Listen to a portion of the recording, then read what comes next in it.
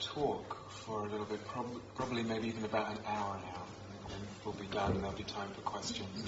So be comfortable, because probably about an hour max. Want to just recap where we've been. We're talking about emptiness kind of means illusory or illusion, and there's a lot of depth to that, but we can begin at quite simple, almost obvious levels.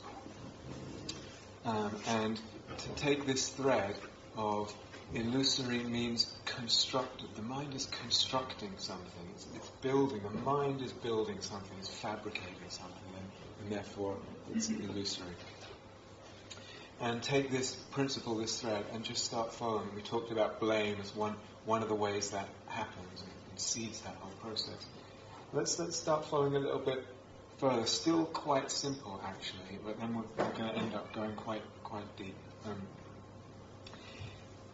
And let's stay for now with the emptiness of self, this self sense as illusory. But even within that, let's just speak for now about what I would call the personality level of the self.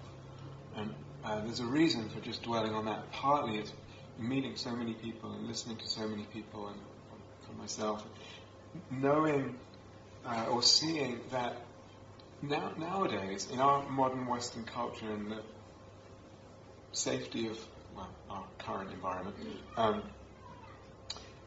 most of the dukkha that arises for us in this culture where we don't have famine and that kind of thing yet, is actually at the personality level. And that's a lot of where people really, really struggle, and there's all kinds of pain and knots and difficulty wrapped up. And I think that's actually different than at the time of the Buddha and the culture of the Buddha. The whole notion of self, the whole sense of self and personality, they just didn't feel themselves or think of themselves in the way that we feel now is very natural to us. The whole sense of an independent self on a journey with my story and the complexity of psychological personality feels very natural to us these days. It wasn't really there. That's a whole other thing. But just at this level of personality, let's dwell on that for a little bit. Because, again, here what happens is we construct and crystallize self-view at the personality level. So, for example, when we talk about blame, that blame, just recapping now, that blame very easily about this incident then becomes a more general conclusion about how I am or how that person is, their personality or whatever. So what was relative to one incident becomes more a general conclusion, more pervasive kind of shame sometimes. So what we get is a lot of self-definitions operating within the mind, within the psyche, at the level of the personality. I am an angry person. I am a kind person. I am a loser. I am weak. I am wounded. I am passionate. I am... these are definitions, that ways we define ourselves at the level of personality, and we believe them. They're constructs, and we believe them, and then we're kind of tying ourselves into something. Now, oftentimes, actually, these constructs are painful in themselves. I am a failure, or I am whatever it is. To think of oneself in a negative way is actually quite painful. But even when they're positive, I am fantastic, I am creative, I am whatever it is. Even as a positive self-definition, it's binding something, it's wrapping something, it becomes a prison, even when it's positive. And we don't always realize that. What is fixed constricts our movement, constricts our freedom of expression, our freedom of seeing, etc. Some of the ways we define ourselves are actually fairly obvious, and some of the ways are actually quite subtle, and we don't even realize that we're defining ourselves in these ways. Sometimes we repeat them to ourselves. We actually hear our own mind calling ourselves, or the inner critic or something, you are something, I am something. Sometimes they're non-verbal. That's interesting too. And how am I going to expose and get clear and then get free of a kind of self-definition that's operating below the verbal level? Sometimes it's not so much to myself that I define it, but to others. It's in relationship. I tell people, I'm like this, I'm like this, I'm like this. And sometimes it manifests, again, it reveals itself in my behavior or the roles I habitually end up taking in relationship to others or in little groups or communities. Always end up taking this role. I'm showing a certain character. Hey, I'm the funny joker who's always getting things wrong or whatever. It has a payoff, but it also has a cost. And again, when that kind of thing is operating, when these self-definitions are operating, they will influence perception. They cannot help but influence the way we start seeing ourselves, others, and the world. They're not neutral, harmless factors. They're powerful in the way they shape our whole world. For example, if I have a negative self-definition, I start to focus on what is negative. Just that definition starts to orient the perception towards seeing what is negative in line with that definition. And more than that, it starts to tint my perception. Things get coloured more negative because of the negative self-view, self-definition. And so I'm walking around in the world with that, if you like, way of creating perceptions and channeling, looking and thinking and seeing, colouring it. And what happens? I'm culling, in inverted commas, evidence for the very self-definition through it. It just goes, what have we got again? I go a vicious circle. I've got this self-definition. I start seeing in line and colouring perception to fit with that self-definition. It reinforces the self-definition, which makes the perception in that direction stronger, which reinforces the self-definition. Tight, bound tight. This is what I meant before. Ways of looking habitually that tighten, exacerbate, or lock into place our dis-ease and the self-sense and the self-views that go with them. Thankfully, we can practice with this and begin shaking it up, opening it up, breaking it up. And actually just simply sustaining a continuity of mindfulness, a continuity of awareness, does wonders here, can do wonders here. Because if I'm able to sustain mindfulness, not exactly every moment, but generally speaking, over perhaps a day, like today, or more, or longer if you're on retreat or something, and there's generally quite a lot of mindfulness, it begins to reveal a lot of times where there's the absence of this quality by which I've defined myself.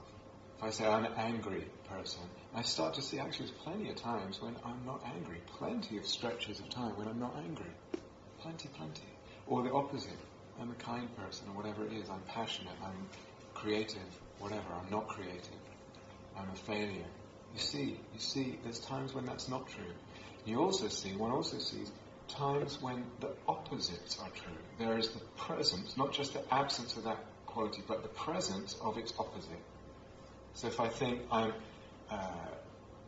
kind or whatever, that's how I've defined myself as a rigid view, I start to see moments when actually I'm not so kind, or vice versa, if I define myself as unkind. If the self-definition was really true, it would have to be true all the time. That's what I am. How could it admit of other movements, other ranges?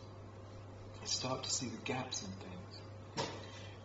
One of the benefits of doing it this way is, through mindfulness, is that I'm not just replacing one view, like a negative view, with a positive view, and trying to coax myself into believing that I'm actually this kind of person as opposed to this kind of person. The continuity of mindfulness will start revealing holes in everything. Everything's got gaps in it. I start to see I can't really fix on anything very much. So it's not that a different self-view has then become rigid and then I identify with that. So again, practice, practice, practice. And some of you this may sound quite familiar, but it's really about practice. That's what will make the difference. That's what will open things up and free you. So that to begin with, just getting familiar with how this works in the mind, in the heart, and the psyche. It's like where there is dis-ease, or when there is dis-ease, when you find yourself in pain in relationship to something, caught, trapped with difficulty, you can actually ask, is there a self-definition wrapped up in this? That's actually a really, really helpful question to ask. Is there a self-definition somehow wrapped up in this?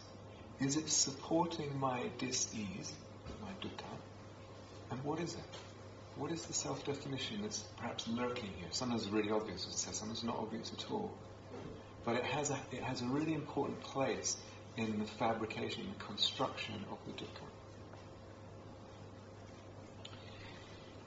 I'm describing practice now. This is the second sort of main practice I'm describing. We won't do it, but I'm just throwing it out there for you to play with if you like.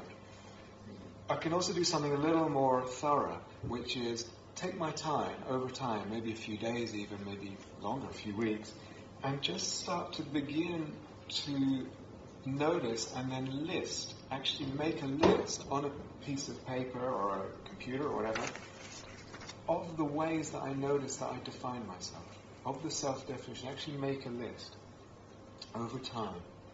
And then there's the possibility of actually looking at that list, by making it, putting it on a piece of paper in, 1 to 10 or 100 or whatever it is. Actually, it's externalized. It's out, instead of just being so close inside that I can't even get perspective on it, it's out there and I can get a sense of space and distance with it. That's priceless, really priceless. So I can look at it with this more of a sense of space and helpful distance. What then if I, as mindfully as I can, slowly, mindfully start reading this list and actually reading the self-definitions, the items. So I'm bringing mindfulness to what usually operates without much mindfulness. It's usually these are programs, these are circuits that go round, round, round, and mindfulness doesn't even get a chance to get in there. Externalizing it, articulating it, making it clear, and then bringing mindfulness to actually looking at this thing slowly starts to inject mindfulness in. Really, really helpful, where there usually isn't mindfulness. And how does it feel as I read this, as I read through these definitions? Do they strike me as true or not true? And then possible, and this is a great thing to do on retreat, if you're ever on retreat, really to take this as a theme. Pick one of these definitions, and take it as something to really keep your eye on, metaphorically. And try and develop the continuity of mindfulness, which we're doing anyway on retreat, and begin to notice the absences of this, when it's just, this quality is just not there. And the presences of the opposite. So simple. Do you understand? Really simple. If I don't do it, it's just like, yeah, whatever. If I do it, it has a chance to actually work and break something up. So simple, can be very, very powerful at this personality level. Very powerful. Practice, practice, practice, practice. And how does it feel to begin puncturing these self-definitions, puncturing holes in them, gaps in them? You see, this thing is not so solid, so pervasive, so dense, so all-encompassing. How does that feel? There's a degree of liberation that comes, of space, of ease, of relief, actually. And it's really, really important to notice that. The noticing and the feeling of that relief is what allows insight to go deeper. So it's not just an intellectual process. But you feel the degree of freedom that's there. It's really, really important. So earlier this morning I said, well, sometimes it's very common to get afraid or for fear to arise when we talk about emptiness and especially the deep end of emptiness and that kind of thing. This is a really good place to start. Because I let go of a self-definition, perhaps that's imprisoning, and I can feel the freedom that comes from that. And that allows me, as I said this morning, just to trust the next step. Because this little step that I just took felt freeing. Do you understand? Really, really, if there is that, which there is actually for most people in relation to it, it's really helpful to start very easy, and you're just following this thread. So that was the second one, just a brief explanation. Now, some of you know, some of you have experienced times, perhaps in meditation or outside of meditation, where the whole personality just goes quiet to some degree. Maybe there's a complete fading sometimes of the personality level of the self. All that goes quiet. All those propensities and patterns, everything just goes really quiet. It dies away through the power of the meditation or whatever else one's doing. Sometimes people say, there was no self then. There was, the self was gone, or I had an experience of no self. Actually, I would say it's died down to some extent, and there's still a more subtle sense of self. We could call it instead of the personality, of the existential level of the self. That's still there.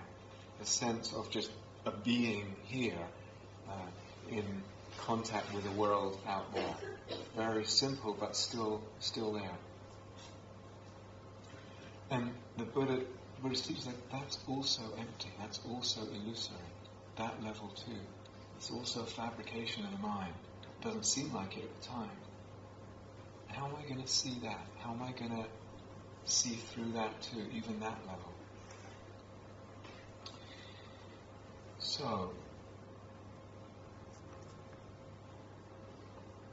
there are, and this is summarizing one of these central themes of today, many ways of looking that we can develop that deconstruct the self. They actually take away the habitual ways that we build up the solidity, the separateness, the contraction of the sense of self, and also of the world. So instead of our usual habitual ways of looking, which tend, as I said, to construct and solidify, these are actual ways we can practice that do the opposite. They deconstruct. They take away the construction. Do you understand that as a principle? Yeah. Actually, mindfulness is one of those ways. We don't tend to think of mindfulness as in this way, but that's actually partly what it's doing. We say, can you be with a thing more directly? Can you be with this sensation or this emotion or this sound or whatever it is more directly? And not get so spun off in your interpretations and the views and the colorings and the projections and the stories and the memories and everything that comes to create this vortex. So that with mindfulness we're not building so much. Do you get that? So that's actually, this principle is also operating even in basic mindfulness practice. The thing is, we can just make it much more powerful than that. There's a possibility of going way deeper than that. And I just want to toy with one of these a little bit today. And actually it's the easiest one for most people, but unfortunately it's not, it's also probably the most limited. There are many, many possibilities of ways of looking one can develop in practice that really are very powerful in the way they deconstruct the self and the world, and bring that profound sense of liberation and opening. The easiest and perhaps the most limited, though, beyond mindfulness, is impermanence, the contemplation of impermanence. So that's why I want to just pick out a little bit today and develop a little bit. So what do I mean when I say develop a way of looking? Probably everyone in here is aware that things are impermanent, right?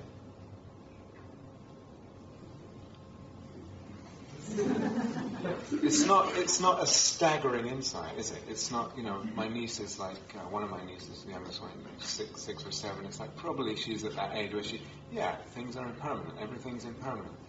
Okay, so it's good to know that and to repeat that awareness, but this is something slightly, just a subtle shift. So it's not so much noticing that things phenomena are impermanent, because that's relatively obvious. But what would happen if we developed a practice where actually you're sustaining a way of looking that's deliberately tuning in to impermanence, That's what it's interested in, more than anything else, more than the texture or the intimacy with the experience or being with it or whatever. Just impermanence, change, flux. That's what we're deliberately sustaining a way of looking at. So we're noticing impermanence, but deliberately remaining focused on that change, on that fluidity. Tuning the attention into it repeatedly. Staying with just the sense of change, the sense of change, the sense of change, the sense of flow, of movement, of alteration. The perception of what they call anicca in the tradition, impermanence, change, flux, the birth and the death. That's what we're interested in. Everything's being born and then dying, born, birth, death. That's what I keep tuning into, that level of my sense of things. The shifting textures, the dynamism of things, the fluidity itself. That's where I tune into and keep trying to come back to. I don't have to force this to see something really fast, if some of you know certain traditions.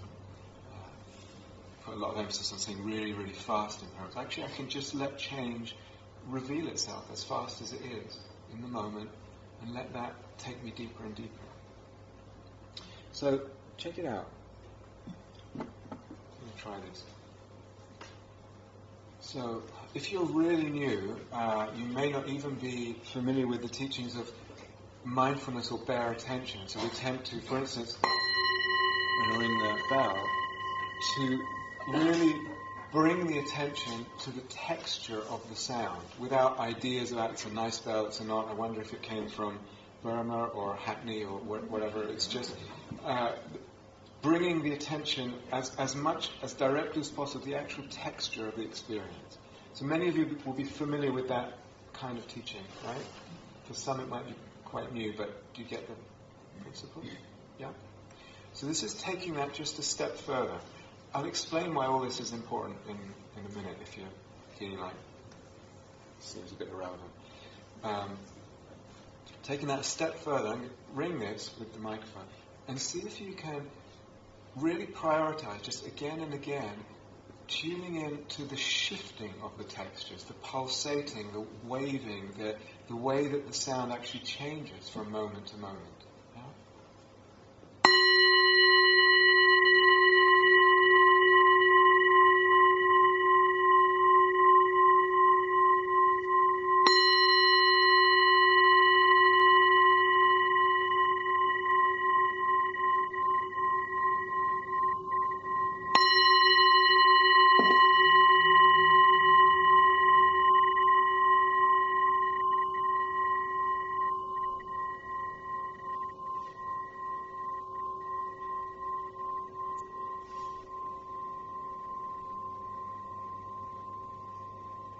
Can you hear at least the throbbing, the pulsating within it? Could you hear that?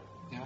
Okay, so that's, I'm just talking about how you would practice this. That's what you would be tuning into, more than anything else. Just noticing that change and putting yourself intimate with that sense of something undulating or changing or shifting its textures. So when we can really expand and deepen this practice, and I'll explain why after I just outline it a little bit. If we take a sound like the bell, or a sound of an aeroplane, or something else, there's a way that the mind can focus on that sound. You take one object and then narrowly focus on the impermanence, on the change in that one object. Okay? And then, of course, just like watching the breath, the mind moves off, it gets distracted or whatever. No big deal, just not a big deal. Just like with the breath, come back to that sense of change in that object. You can also, when the mind moves and then comes back, it's also impermanence. The mind is changing then. Do you see? So, do you get that? So it's not that you can't go wrong with this practice. Even the mind moving, it's just more impermanence. Everything, whatever happens, you just put it in that channel. Impermanence. All I want to see, it's like I've got glasses on, and all I want to see is impermanence. It's like Polaroid lenses on. That's all I'm interested in. Whatever happens, mind, body, environment. We can also listen in a much more open way, instead of a narrowly focused way. Like what right now, if you actually just open up the listening, 360 degrees wide listening. Sounds from all directions, the voice, the shifting textures of the voice, sounds from within the room, from out of the room. But it's the impermanence, the shifting, the fluidity, the change, the birth, the death of sounds. That's what I'm tuning into again and again and again.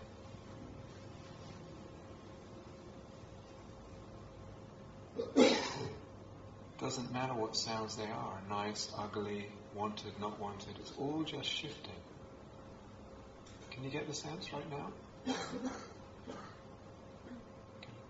Do you get it? Everything, all this arises, shifts for a while, and then passes away. Born, dies, born, dies. Could do it with the body sensations. So if you take your right thumb, or left thumb, whatever, and there's a place somewhere around where the jaw curves.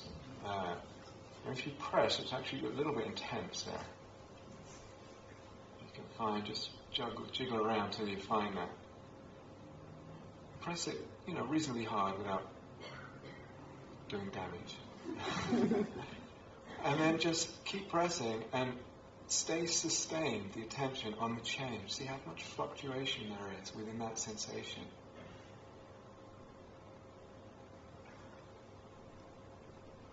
It's throbbing, it's changing, it's shifting, it's undulating, ebbing and flowing.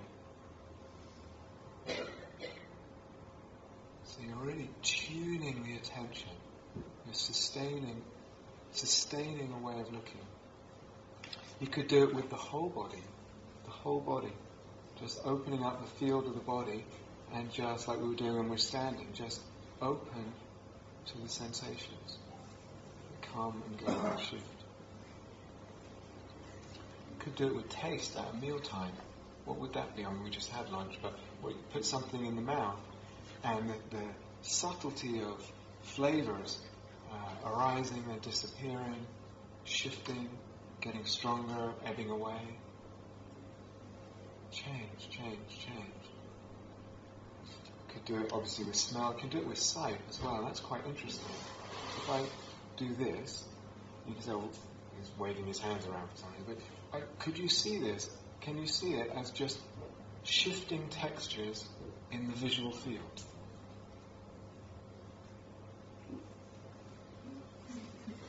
Do you understand what I'm getting at? It's a different way of looking. I will explain why this is relevant. But do you understand? We're shifting the way of looking. You're practicing a shift in a way of looking. This is immensely powerful, it turns out to be. And it's by far the most limited of the ones that are possible. But so there's a possibility also of just tuning the pleasantness, unpleasantness of things, and just noticing, like for instance with the food in the mouth at lunch, and just noticing, wow, explosion of pleasant and then really not, and then something that's not that nice or whatever. Same with the body. All this shifting of textures. Could do it with thoughts, when the mind is a bit more settled. Just like we did with the standing meditation, settle in the body, open to that, then open to sounds. And all of it's just coming and going. And then quite naturally at some point, thoughts will be included. Just the impermanence, the changing, birth and death of thoughts. Just that practice with thoughts makes a huge, if one really develops it, it's hugely powerful. Changes the relationship with thought long term. Instead of just always being entangled because I'm following this, following that, and believing this. And we just start to have a whole different relationship with thought through seeing their ephemeral nature. You can also do it with everything at once. So just open the awareness, a kind of global awareness, and just change.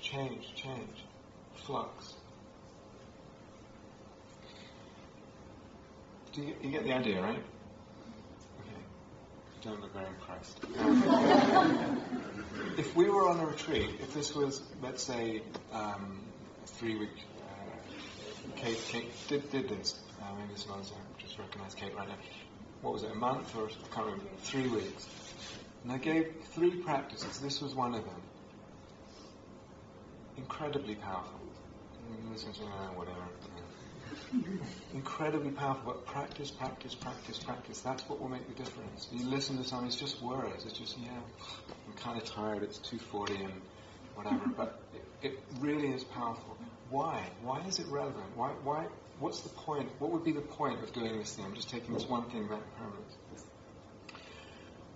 Well, as Kate would probably testify, if you do this and you sustain it for actually just for a few minutes, I would say, for a few minutes, and you really just keep trying to do that, tune into the impermanence, you start noticing something pretty interesting, which is that letting go starts to happen right then, and not in a conceptual, intellectual way. It's not like, oh yes, my goodness, things are impermanent, therefore it would be a really good idea not to cling to them because they're going to change, so I should let go, and then I will feel better at some point. Somehow, right then, as I'm tuning into the very impermanent, I'm just sustaining this moment to moment, something happens in the consciousness.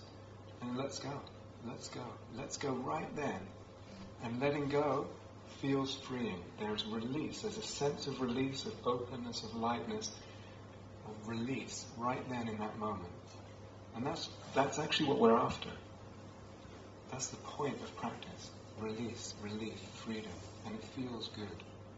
It should feel good. It doesn't take that long, but you have to actually do it and develop it. And you start to feel that very powerful. It just gets deeper and deeper and deeper.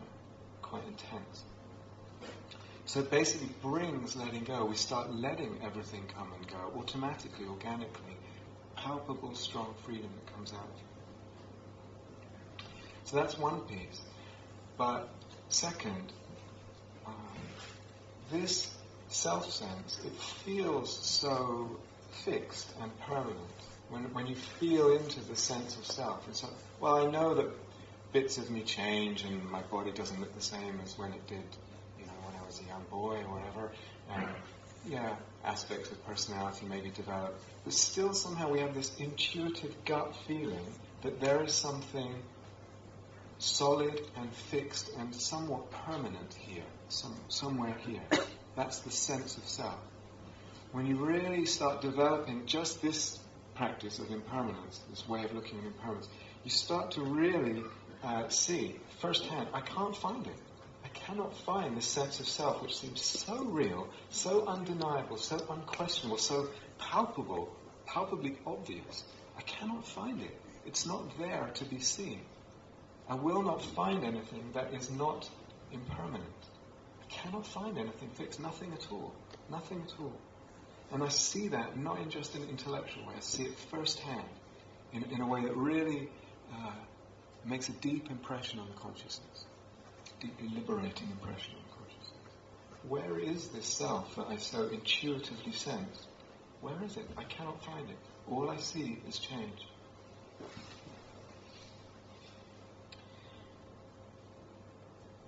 At this point, let's go off on a little bit of a tangent, but it's an important one. So,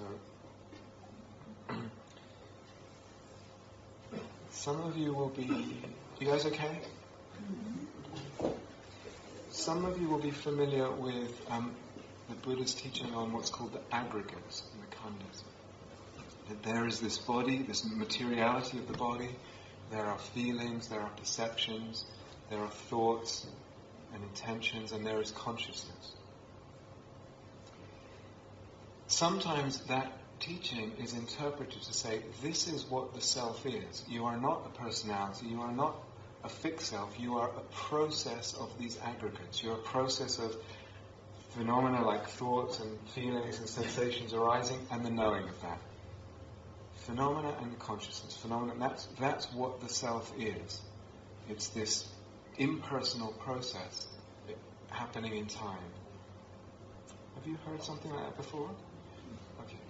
The Buddha didn't actually say that. It's somehow, I don't know what I'm saying, misunderstood perhaps. To feel oneself, and again, meditatively, some of you in this room may have had that experience at times. Actually, the whole personality dies down. One just feels this sense of a process. Sometimes it can be very beautiful, this sense of just a process unfolding in time. Very simple, kind of miraculous. and very freeing to a certain level. But it's just what I would call a level of deconstruction. It's only a level of deconstruction. It's not yet fully deconstructed. It's not the ultimate truth of the self, that the self is a process in time. It's not. Let's pause for a minute. Right at the beginning of the day, I said I'm going to try and say something for everyone. And so it might be that the blame thing was great, that's it for the day. It might be the self-definition thing, that's it, thank you very much, I've got something to go away with. It may be this bit now, maybe that this bit now feels like I don't know what you are talking about.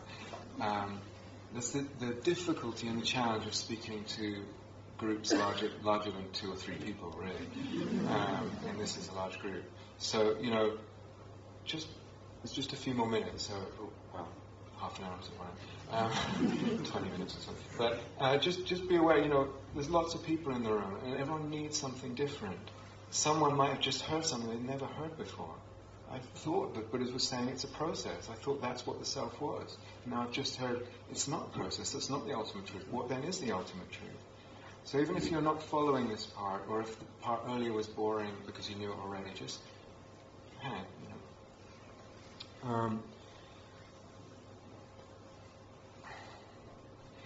That sense of the process, the self as a process, is a level of deconstruction only. It's only a level of deconstruction.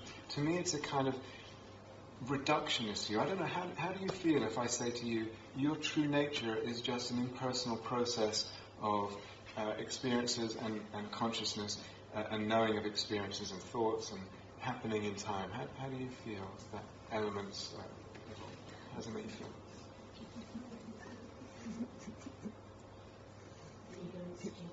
That it can't be all. It's what?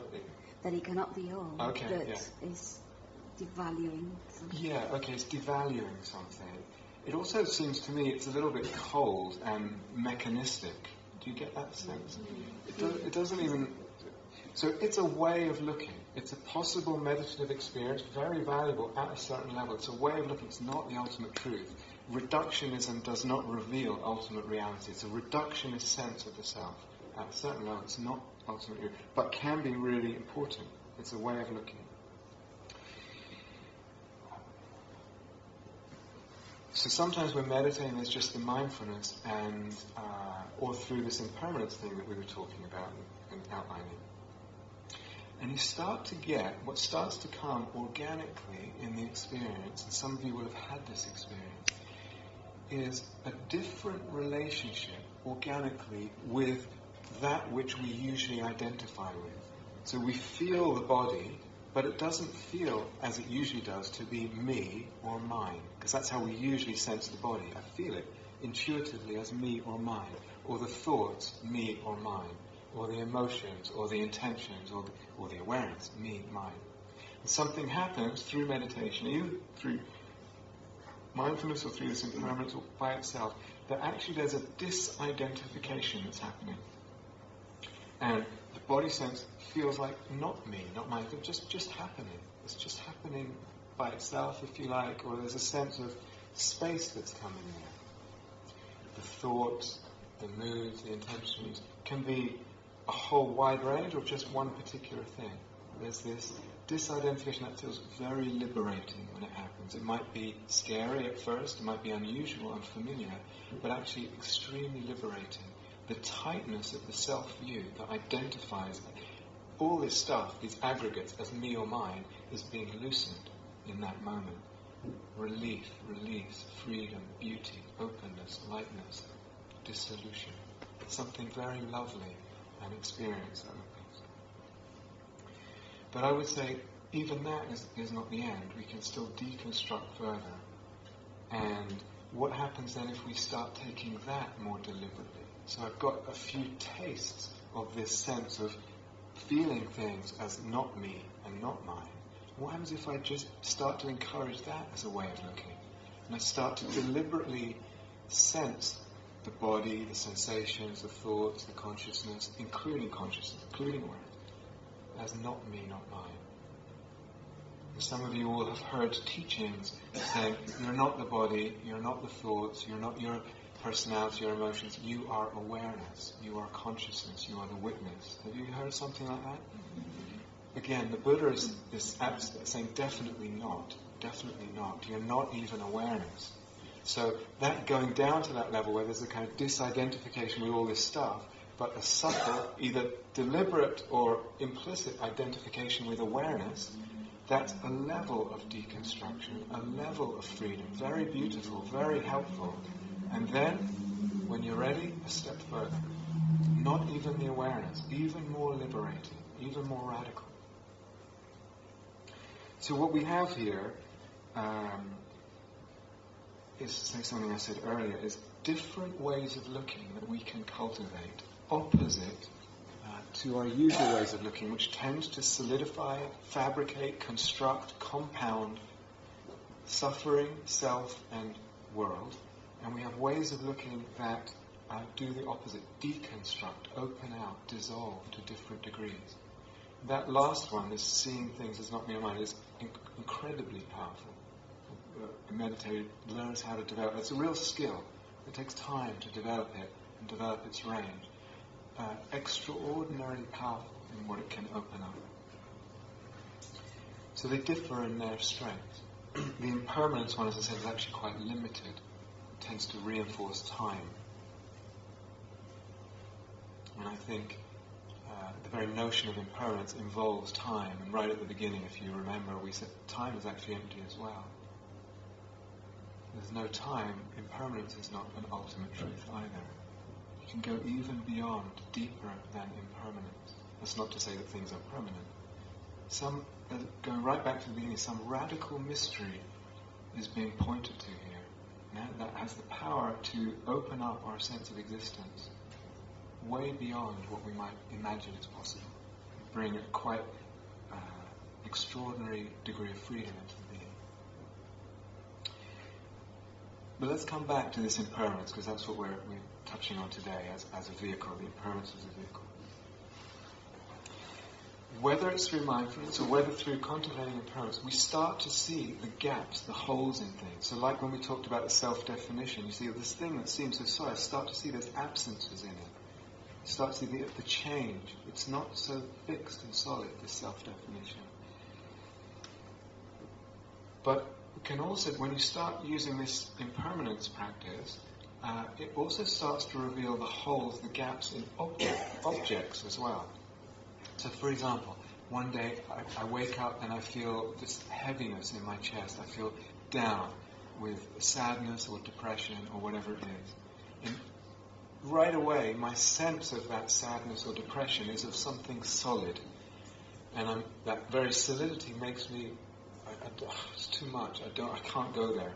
It's just, I feel overwhelmed. I feel scared of it. I don't want to go towards it. If I can bring this impermanence practice to bear on the actual, for example, the physical experience of sadness, that heaviness in the chest, or the physical experience of depression, that weight in the chest, that lockedness, and really look at that and see the change. It's got much more change in it than it seems at first. And really tune into that, changing. What do I see? A moment of sadness, another moment of sadness. The next moment is kind of just peaceful. That's funny, no sadness. Sadness comes back for a moment. The next moment, joy comes. Where did that come from? The next moment, sadness again. The next moment, nothing much. It's got all kinds of holes in it. You're puncturing this solid thing at a much more minute level. You get the picture? And there's a sense of this thing that seems so solid and therefore so heavy to carry, so burdensome, is actually much lighter, much more spacious, really, when I look at it this way. I start to reveal a lightness. It's much more handleable. Or with, the English weather, and it's raining and it's windy, and you think, I don't want to go outside. It's terrible weather, and it's a solidified thing. But what if one went out and started, same thing, practicing impermanence? What's actually moment to moment the change? And maybe there's some cold wind that brushes the cheek, and then feels okay, you feel the warmth of the rest of the body, and then a moment where a raindrop falls down the back of your neck and is uncomfortable for a few moments. But even within that raindrop trickling down, there'll be all kinds of change, all kinds of gaps in the unpleasantness of it. Do you get what I'm saying? It starts to dissolve the solidity that we project onto things. But again, I would really say that that's a deconstructed view and a reductionist view. So it's not that the reality is these micro moments either. It's just a helpful way of looking. But important.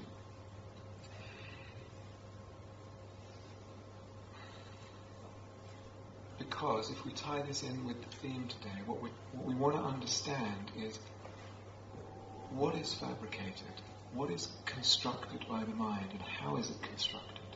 And that this impermanence practice is one of the ways that we can begin to do that. When I was a kid, I remember those drawing books. Did you have these?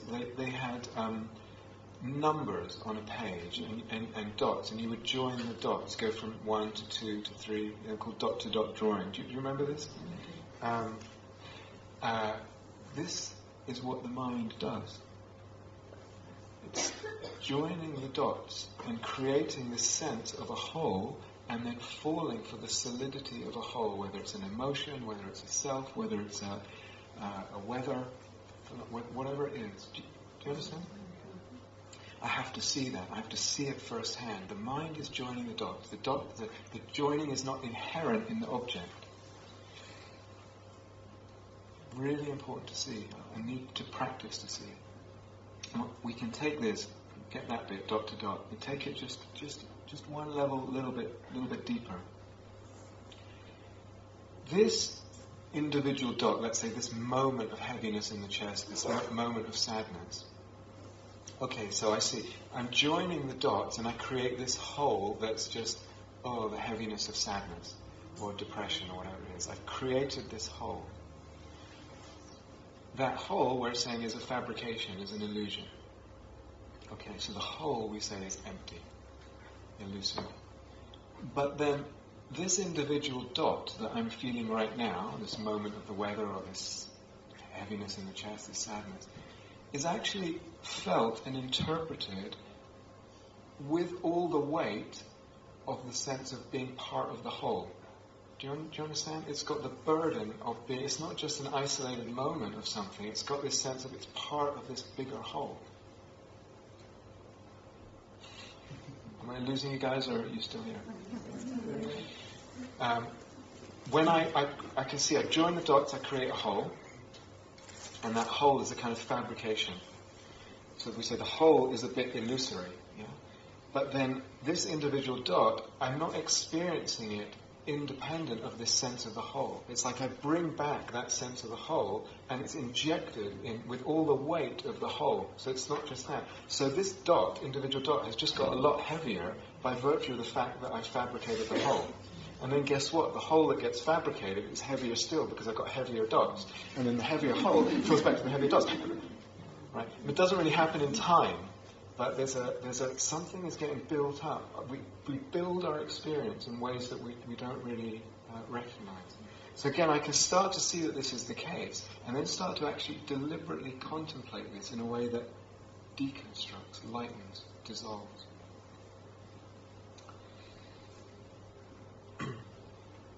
So, wrapping up now, but I'll say something for the third time at least, which I've said today. Typically, we could say what delusion is, what it does, is we have a habit of ways of looking, meaning ways of relating, conceiving, viewing, perceiving.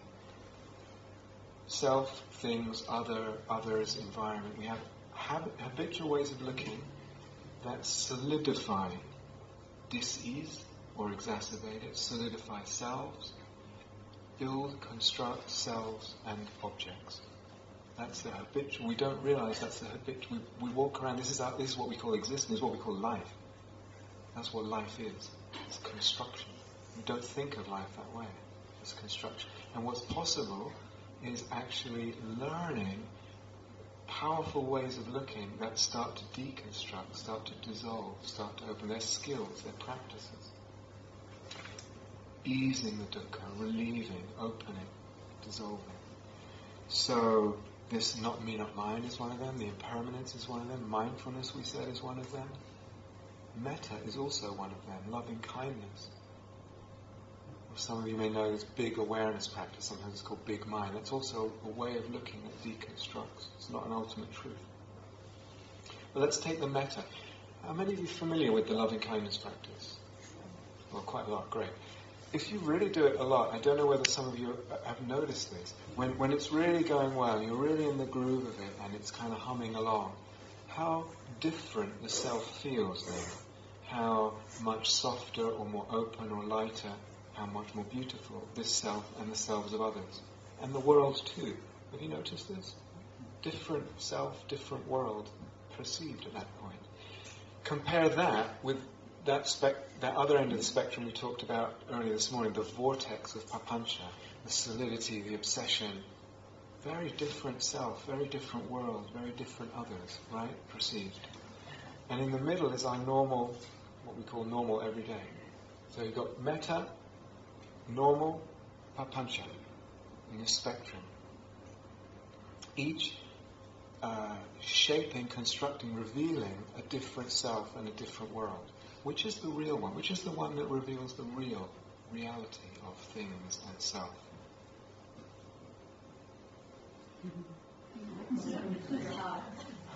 I should shake his head. What's the answer? Okay, that's nice. Wasn't quite what I was looking for. Ashok, why are you shaking your head? Why are you shaking your head? Yeah. You what? Yeah, none of them, it just moves. There is no position on that spectrum that reveals an objective reality. Go right back to the general points I was making earlier. But I have to see that. Again, it's not just intellectual, I have to see that, move along that spectrum. That's what a meditator does. He moves along the spectrum. You start to see what I see is coloured, is shaped, but is dependent on the way I look. That's the ultimate truth of things. It's not independent. What I see is dependent on the way I look. And we can construct and deconstruct and construct differently. And then I see, well, what do I want to construct, given that I've got that spectrum? Where do I want to hang out? What do I want to construct there? But there is no point of reality. Some people say, no, mindfulness will be. Mindfulness reveals reality, but it doesn't. If you do pick up these practices that I'm suggesting, you start to notice at a certain point, or recognize, that actually even what we call mindfulness, basic mindfulness, has subtle grasping involved in it and subtle identification. There's still a sense of I am aware, or I am being mindful, or some subtle tussling with experience, and that's all fabricated. Mindfulness is not some neutral, objective stance on things. Absolutely not, despite all the language that we tend to use as teachers. It's completely not. We're still cultivating something, we're still constructing something. Yeah, it's still a construction. It's a very helpful construction, but only to a certain extent. Start to develop these other ways of looking, these more powerful ways of looking, something much more amazing starts to happen. Everything starts dissolving. Self and world start dissolving through the way of looking, fading, opening, disappearing. What on earth is going on? What is going on? And I know that some of you had this experience. What does it mean? It means that my very way of looking constructs the world of self and experience. As the Buddha said, it's all a mirage, it's all a magician's illusion. I have to see that in practice over and over, very deeply. It's utterly revolutionary, topsy-turvy, radical understanding. Nothing is independent of the way of looking, of the mind that looks. But that mind too is also empty. It's constructed in the process, even more magical and radical.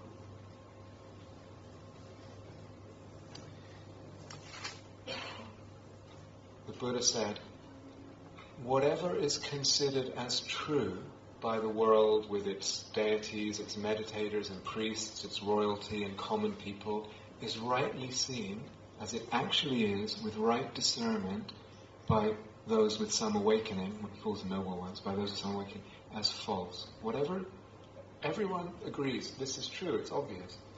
With some awakening, that's false. And then he says, whatever is considered as false by the world and its contemplatives and priests, it's royalty and common people, is rightly seen as it actually is with right discernment by the noble ones as true. Opposite. Something completely counterintuitive is being communicated through these teachings. Completely surprising, radical, say revolutionary, magical, actually, magical. And that's an interesting choice of word, but actually, in the end, all we can say, not even empty, just magic. There's something in seeing that frees profoundly. Last point, very, very brief. Emptiness is also empty. There's nowhere to land. All the Buddha cares about is freedom. That's the point of all this. It's not some dogma or some, now I'm attached to emptiness or awareness or whatever it is. It's all empty. Emptiness is also empty. It's only a tool, like we said earlier. You can pick up the views, the ways of looking at emptiness, and then put them down and pick up non-empty views, other views. There's this flexibility, this freedom. Freedom to see differently and to see in ways that free. And that's certainly emptiness is the most powerfully freeing way of looking. It's only one way of looking. That's it. I mean, there's just freedom. It's just freedom. And that's what the Dharma is all about. That freedom and compassion. Not about dogma or attaching to this or that.